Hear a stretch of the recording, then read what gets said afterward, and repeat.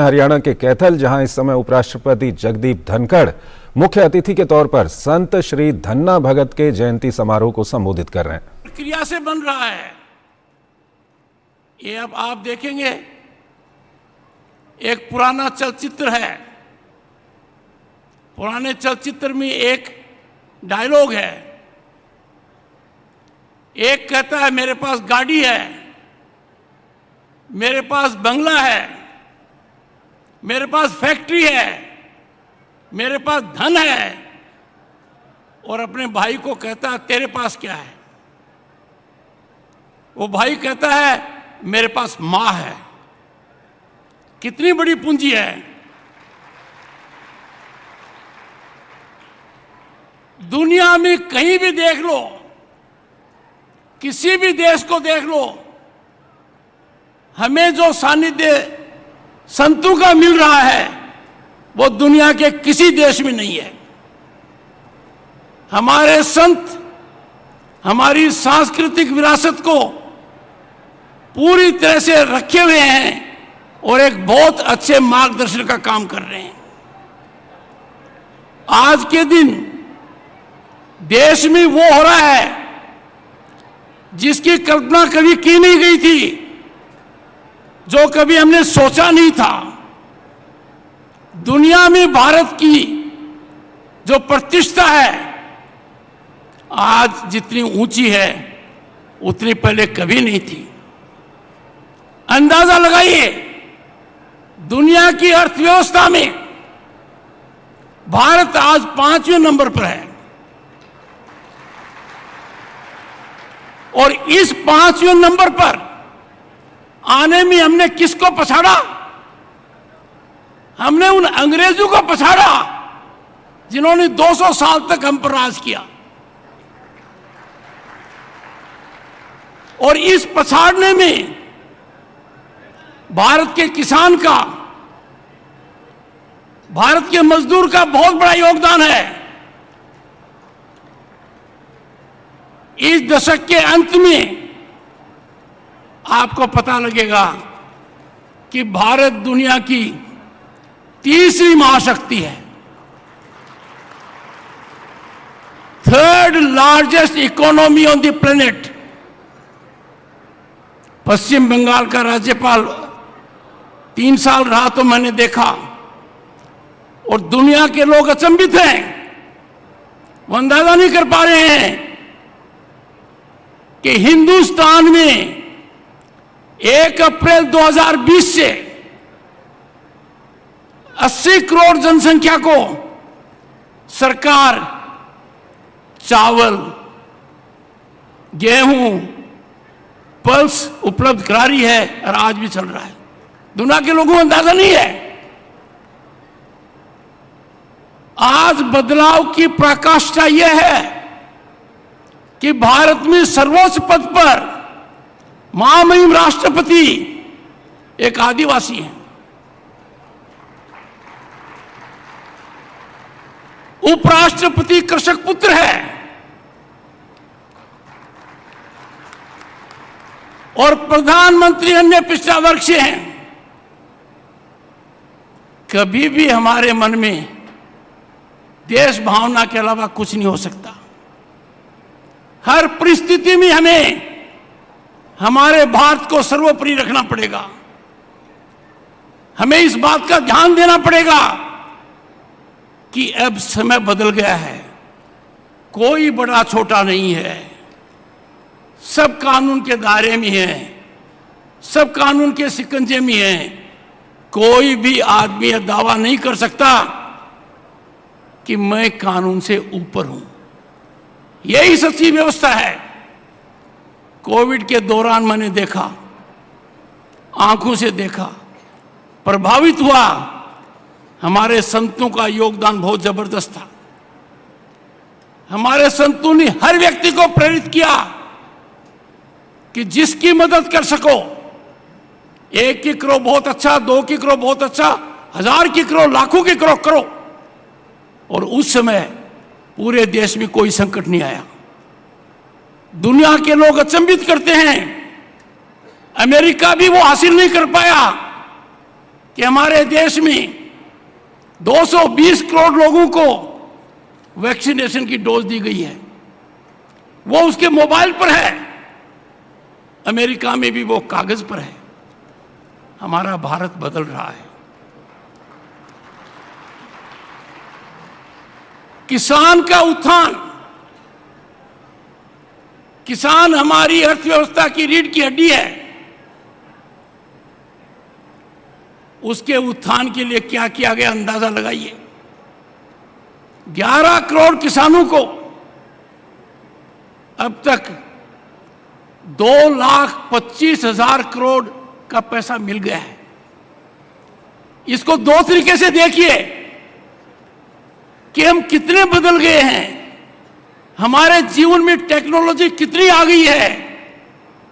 जिस बैंक के दरवाजे पर जाते हुए हम डरते थे, आजकल कोई ऐसा व्यक्ति नहीं है जो बैंकिंग व्यवस्था के दायरे में नहीं हो। कहां गई वो लंबी लाइनें जहां हम बिल जमा कराते थे? कहां गया वो सिस्टम जब हम चेक का इंतजार करते थे? ये बहुत बड़ी क्रांति आ रही है। इस क्रांति में आप सबका योगदान है, हमारे संतों का योगदान है। मुझे बड़ी प्रसन्नता हुई। और आप जितनी गहराई में धन्ना भगत को देखेंगे तो आपको 3 बातें मिलेंगी। जाट धन्ना, फिर धन्ना सेठ, फिर धन्ना भक्त। उनके विचार क्या थे? सबका ध्यान देना, सबको सुखी रखना, क्रोध नहीं करना, कोई ऐसा पदार्थ नहीं लेना जो अनुचित है।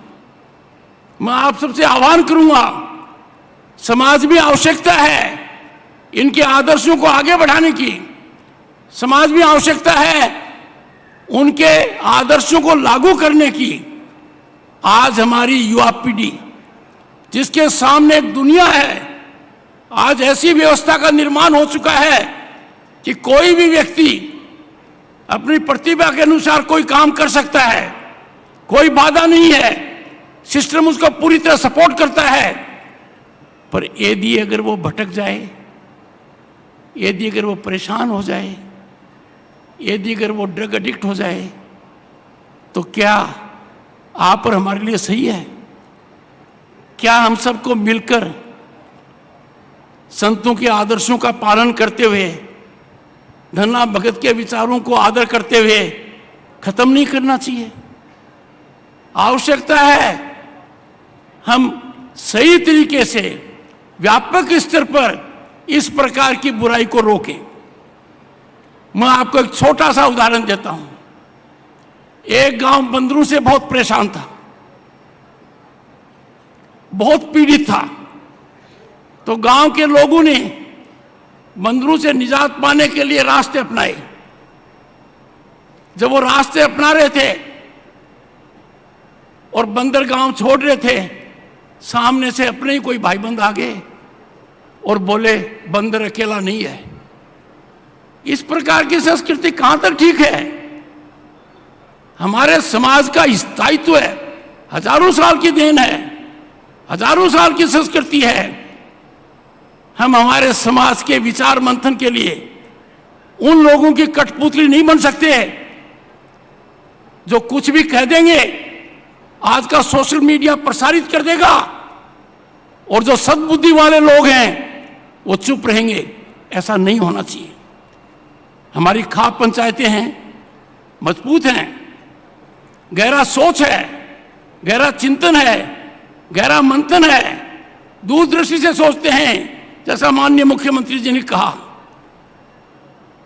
पर खाप पंचायत का कोई प्रतिनिधि अचानक तो पैदा नहीं हो सकता, हमें सोचना पड़ेगा।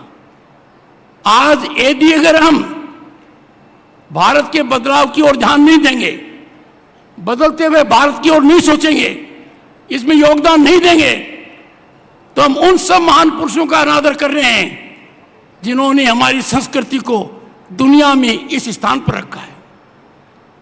हरियाणा सरकार की मैं प्रशंसा करूंगा।